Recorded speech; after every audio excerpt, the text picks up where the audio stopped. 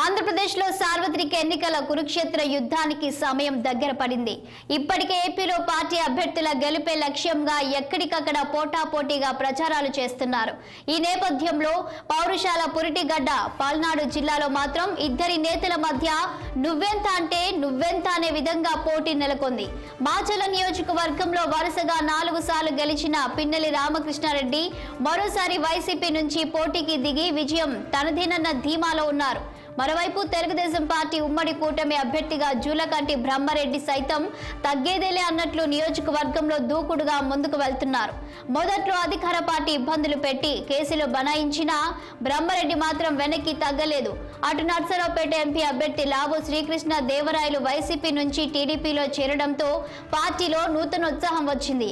YCP TDP ప్రచారాలతో Palnadu గడ్డ మరింత హీటెక్కింది.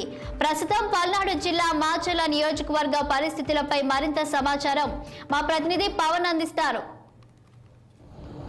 ఆంధ్రప్రదేశ్లో సార్వత్రిక ఎన్నికల సమీపిస్తున్నటువంటి నేపథ్యంలో కొంత ఉత్కంఠ రేపుతున్నటువంటి నియోజకవర్గం ఏదైనా ఉంది అంటే మాత్రం అది ఖచ్చితంగా చెప్పుకోవాల్సినటువంటి నియోజకవర్గం పల్నాడు జిల్లా మాచర్ల నియోజకవర్గంలో ఇప్పటి వరకు 4 సార్లు హ్యాట్రిక్ ఎమ్మెల్యేగా విజయం సాధించినటువంటి ఎమ్మెల్యే పిన్నెల్లి రామకృష్ణారెడ్డి వైఎస్ఆర్ కాంగ్రెస్ పార్టీ అభ్యర్థిగా 5వ సారి తన సత్తా చాటేందుకు కూడా మరలా సిద్ధమవుతున్నటువంటి పరిస్థితి కూడా కనిపిస్తూ ఉంది.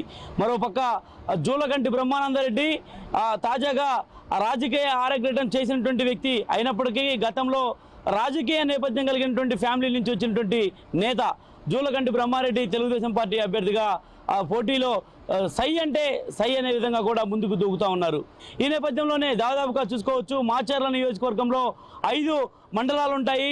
5 మండలాల్లో కూడా దాదాపుగా టీడీపీ అదేవిధంగా వైఎస్ఆర్ కాంగ్రెస్ పార్టీకి సంబంధించినటువంటి కార్యకర్తలు సమానుకూలంగా ఉన్న పరిస్థితి కూడా ఉంది.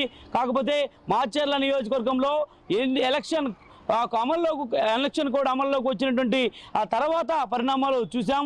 దాదాపుగా వైకాపా కార్యకర్తలు టీడీపీ సంబంధించినటువంటి వాహనాలకు నిప్పు పెట్టడం, అదేవిధంగా వైకాపాకు సంబంధించినటువంటి వాహనాలపై టీడీపీ నేతలు దమనకాండ సృష్టించడం, ఈ పరిణామాలు కూడా దాదాపుగా ఈ 40 రోజుల వ్యవధిలోనే మనం చూసినటువంటి పరిస్థితి కూడా ఉంది. సో ఈ నేపథ్యంలోనే ఈ యొక్క మాచర్ల నియోజకవర్గం దాదాపుగా గుంటూరు జిల్లాలో ఒక సమస్యాత్మకమైనటువంటి నియోజకవర్గంగా కూడా ఇప్పటికే పోలీసు ఉన్నతాధికారులు కూడా ఆ యొక్క ప్రాంతాన్ని అయితే మాత్రం ఒక బ్లాక్ పాయింట్గా గుర్తించారు. మాచర్ల నియోజకవర్గంలో ఎలక్షన్స్ జరుగుతున్నాయంటే ఎటు నుంచి ఏ ముంచుకొస్తుందో అని ఒక భయం అయితే మాత్రం ప్రస్తుతం నెలకొంది. మాచర్లలో ఎటు చూసినా కూడా ఒక భయాందోళనకరమైనటువంటి పరిస్థితులు తలపించే విధంగా కూడా కనిపిస్తూ ఉన్నాయి. చూడొచ్చు, గతంలో కూడా మాచర్ల ఎమ్మెల్యేగా కాంగ్రెస్ పార్టీలో పోటీ చేసినటువంటి ఎమ్మెల్యే పిన్నెల్లి లక్ష్మారెడ్డి గతంలో కూడా బ్యాలెట్ బాక్సులను సైతం కూడా ధ్వంసం చేయడం జరిగింది.